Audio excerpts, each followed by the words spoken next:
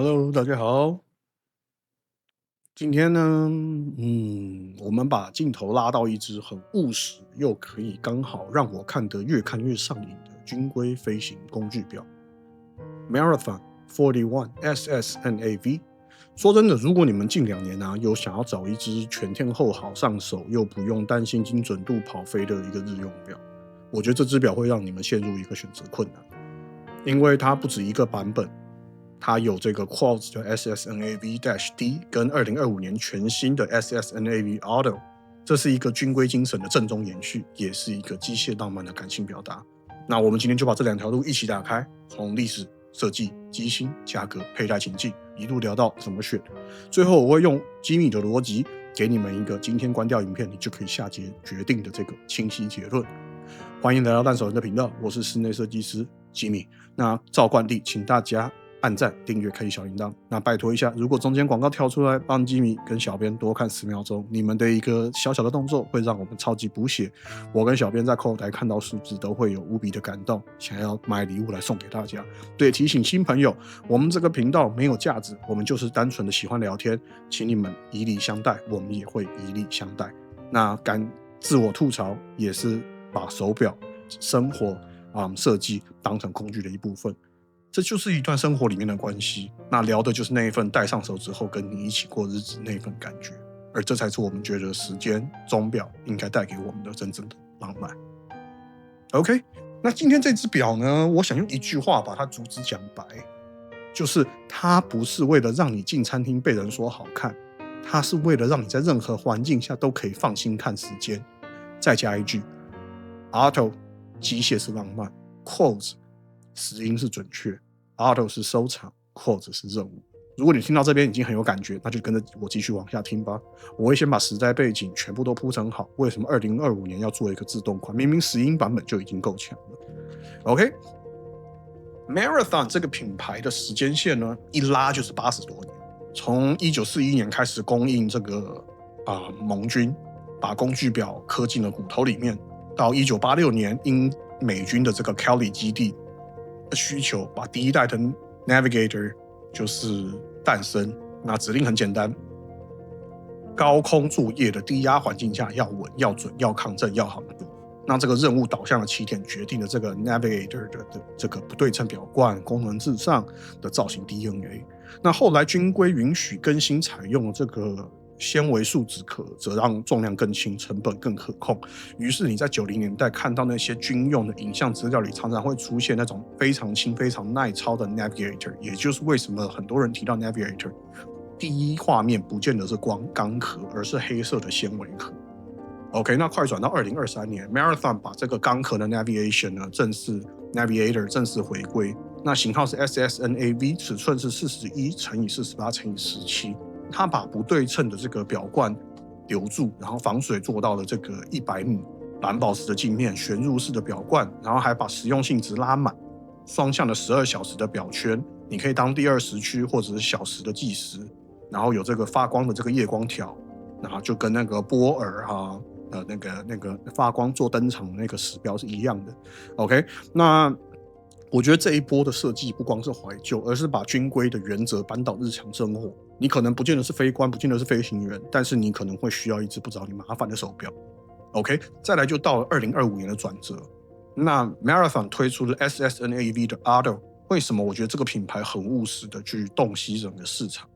因为真正会进入到战术环境的人会选石英，而很大一群喜欢军表与会却想要拥有机械的情感跟收藏连接的人，则需要一个相同造型、相同精神，但是拥有秒针滑顺的机芯故事的版本。所以你就看到了 Auto 这个线。所以这2条平行线分别是石英是任务精确导向， Auto 则是更像情感导向，两者都不会互相否定，而是互相互补。我觉得这点放大到更大的钟表史架构，其实很像很多军表在回归民用市场之后的分流，专业的那一只留着，浪漫的那一只也要继续做它，因为这2种需求都是在钟表业确实存在的。那最后我必须要说的一句话就是说 SSNAV 的回归，它不光是一个复刻情怀，而是把这个信用的信任度重新放回到你的手腕上。在这个连手机时间都会被通知打扰的一个时代，有一只表永远稳稳的坐在那边，这件事情本身就是很疗愈。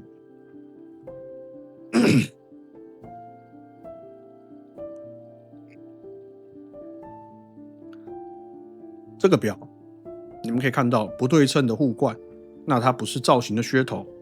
那是任务结束、保护、减少挂钩、长期握持、转动表的这种稳定性。这个设计配上41的直径、48的表耳到表耳、11的厚度，实际上会有一种数据上看起来像41，可是戴起来像39的错觉，因为它中壳的弧度跟表耳的收的地方做得非常利落。在视觉上不会被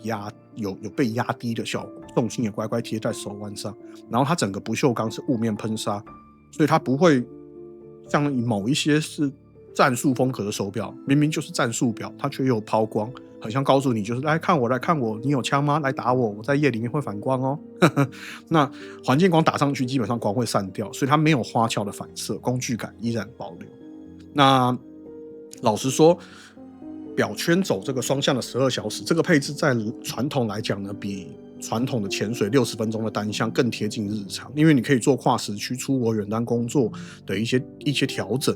那刻度大，抓握感也很明确，即便你戴手套也很好操作。那这些都是军规环境里面共同的语言。有人会说它的表圈没有像某些高端品牌那么的丝滑，但是如果你把语境放回到 tool 工具这个范畴的话，你就会发现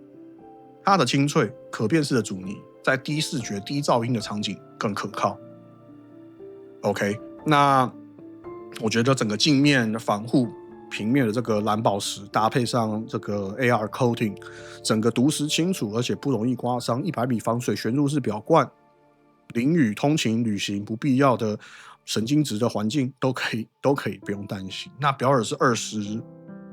mm， 那表耳有做快拆。所以原厂的尼龙带 FKM 的橡胶都 OK， 但 SSNAV 天生就是表带这个 Strap Monster， 它基本上军绿色、沙色、灰色、皮带、织纹、NATO Strap， 你要帅、要干净、要随性，基本上你怎么玩，它就怎么会跟着你的造型跑。所以我觉得它的任何曲线跟表面处理，这种防反光啊，或者是增加抓握感啊，提高可读性，很少。这个表的设计是为了好看而存在的装饰，也正因为这个重点哦，它的整个设计很不容易看腻。你们有没有发现 ？OK， 那再来我们讲到的就是 Quartz 的机型，它用的是 ETA 的这个 F06.412， 那有2个关键字技术，叫做 Heavy Drive 跟这个 Precise Drive。那个前者是透过电子控制来侦测冲击，然后补偿这个指针的位移。那其中在这个它的这个夜光的夜光的这个管子上面，它增加了重量，加进结构里，它会运用高扭力输出跟抗震来吸掉这个重量，所以你撞到门把或者是手把的时候，秒针不会突然跳2个，造成实际走时的误差。那后者则是这个 Precise Drive， 则是这个温度补偿。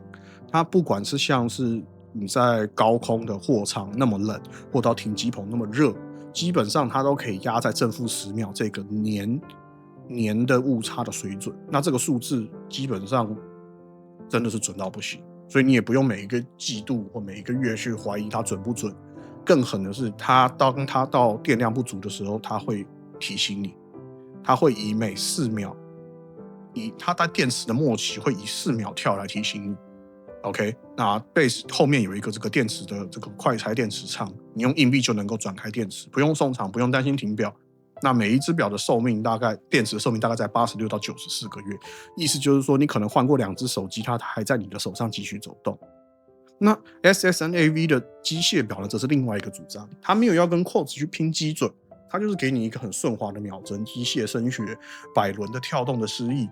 那你可能会感受到那一种上弦的那种心跳，对自己笑一下。Quartz 指的是这个任务的正统，因为军表永远都把准确跟稳定放第一。那机械表则是更多人愿意用军表的语汇去上班、约会、周末喝咖啡。结构上，我觉得2者的表壳跟部件的逻辑同样316钢，100米防水，然后12的表圈，差别在于你对时间的期待。你希望它像航空电仪表一样那样的冷静，那你就选石英。你想要它像是传统的汽油汽车一样有味道，那就选机械。我的基米的建议就很简单，我觉得第一支我会选的是石英。对，因为我觉得要工具表就给它工具到底。那当然第二支就可以挑，比如说这个机械了。我假如我的第一支我是会选石英 ，OK。那我觉得因为它这个石英版本更为稳定，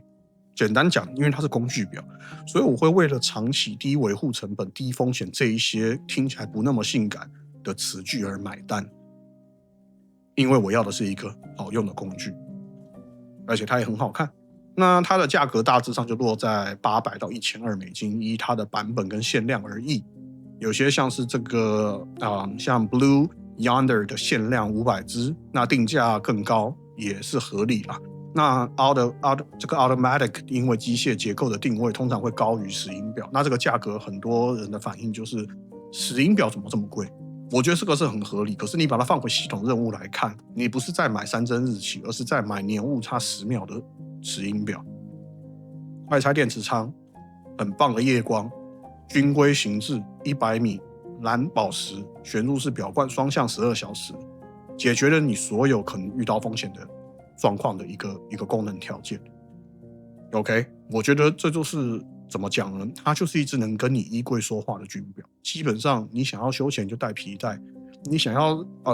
户外风一点可以换个 NATO strap。换句话来说，它就是可以跟我们的衣柜说话嘛。那当工具表可以跨入生活，而不用我们去迁就它的时候，我觉得这个价位是非常可以说服的。OK， 那如果以一只表要陪我5到8年为一个周期，那 Quartz 的这个石英表，它的持有成本就非常友善。我基本上不用进维修通道啊，我只要换电圈、换电池。那机械表则是多了跟二手市场的连接，因为它有一些限量款或者是特别少见到的款式。那这些就不是追行情的表，反而是追收藏啊，或者是更高的这个腕表市场。那我觉得这个表很适合的就是通勤实干派，可能你是航空、建筑医护、户外、摄影、旅人，你需要准确、好读、无脑维护，那我觉得石英表非常非常棒。那假如你是收藏情感派路线，爱老相机、爱老的木工家具，喜欢那种手感，喜欢手冲咖啡的浪漫，那我觉得你就是偏爱机械生活。上弦的那一刻，秒针扫过那一格，时间上在你手腕上面是被听见的。也许你上班带机械，旅行带电子，反过来这两个机芯的佩戴体系，一直冷一直热。第三是穿搭氛围，如果你是注重颜色跟材质搭配的，那我觉得 Arctic White 搭配白 T 军绿外套，那全黑的表呢，则是搭配这个丹宁卡其裤都很棒的一个搭配。那你如果需要一个像积木一样的衣柜，同时也不要太重，不要太高调，我觉得它的雾面钢跟整个几何轮廓非常容易在穿搭里找到属于它的位置。我觉得这个表就是一表走天下，低持有成本，把注意力放回生活的本身。我觉得这一类人跟我就很适合选择石英这个路线 ，Grab and Go， 拿了就走，你也不用去上弦，也不用担心准度，晚上回来桌上一放，明天还是继续走，你会发现它是一只信任度非常非常高的表，所以会让你更准时，更加注重时间。OK， 那今天讨论我就把它收在2句话。石英是一个任务正统取向，你需要可靠、长效、低维护、跨场景就选石英。那情感的延伸就选择机械，你想要那个机械的回馈、声音、收藏的温度，那你就选它。我常常说，买表不用怕，你买回来不戴它就很可怕。SSNAV 这个系统厉害的地方就是它戴得住，41的尺寸兼顾了这个存在感跟舒适度。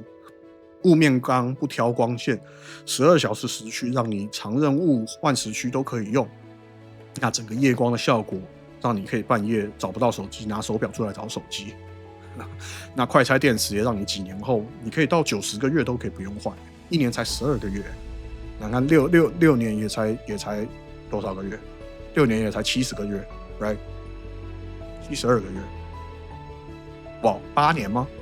对啊，8年对不对？基本上7年到8年才换一次电池，你不觉得这个非常的根本就不用维护它们？所以让你真正的工具表有真正空间去玩味它，我觉得用的多才叫值得。你买再便宜的表，你不戴它，都是浪费。OK， 如果你们还在那种观念是石英表就不要破千，要不要破千的这种节点卡住，那我建议就是你就不要选它了，因为很多电子表都只要300-500块就好。那为什么会选它？我刚刚上面已经跟你们解释很多了。我的建议就是你要把它当成你生活的工具，那斜线斜杠当成饰品。如果你这样去看它，那它的定价、它的整个技术、维护哲学跟军规的脉络就全部都会对得上。反过来，如果你把它本来就想当成自己陪伴你很多年的伙伴，那会更好，因为这个表就是为了陪伴而生，它就是一个 grab and go 拿了就走的手表。最后，如果你们喜欢今天的内容的话，记得按赞、订阅、开启小铃铛。那如果中途跳出广告，拜托帮吉米多干10秒钟，对我们很重要。留言告诉我，你们会喜欢的是石英还是机械表？你们是任务派还是浪漫派？或者你们跟我一样都想要？没有啦，我没有都想要，我只想要一只石英，我觉得还蛮酷的。OK， 那我觉得这个表确实会让人进入天人交战。那最后，不管什么样的手表，总归一句话，都不可能留住时间。因为让我们确定唯一的一件事情就是每1分钟每1秒钟走过去，你跟我都在创造属于自己人生的历史。吉米希望大家玩表要玩得开心，玩得健康，然后戴手表可以让我们更珍惜身边的人事物，以及对于时间我们永远保持着正面庆祝的态度去活好每一分每一秒。 OK， 我是烂熟人设计师吉米，我们下次影片再见， Peace。